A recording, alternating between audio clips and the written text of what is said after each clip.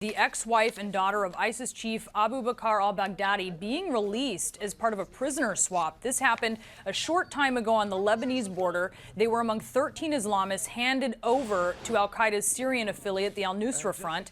And you can see black flags there with the white inscription on those pickup trucks as well. This terror group freed 16 Lebanese security personnel as well as the remains of a soldier in exchange for these 13 Islamists. CNN terrorism analyst Paul Cruikshank joining us now to talk about this. So, Paul, you have Lebanese security officials who described the arrest of Baghdadi's ex-wife as a high-value catch. And then 1 year later, she's free. Baghdadi's daughter is free. What happened here? Well, those sources are now saying that she was only married to him briefly and married to him 6 years ago, that they became estranged, they became divorced. She now has a new husband.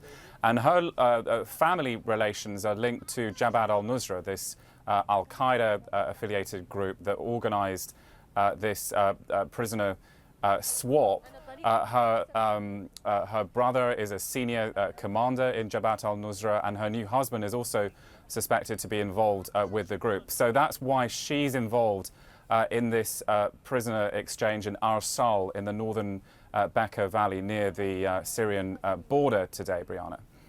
Tell us about her ties to terrorism and sort of how extensive they are beyond Baghdadi being her ex-husband.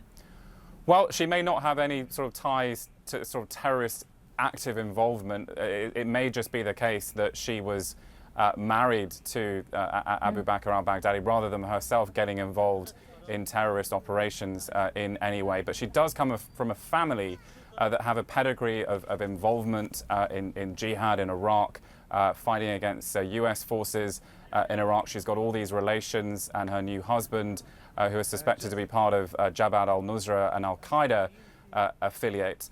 This prisoner exchange was brokered by Qatar between the Lebanese government on the one side and Jabhat al-Nusra, the al-Qaeda affiliate, on the other side.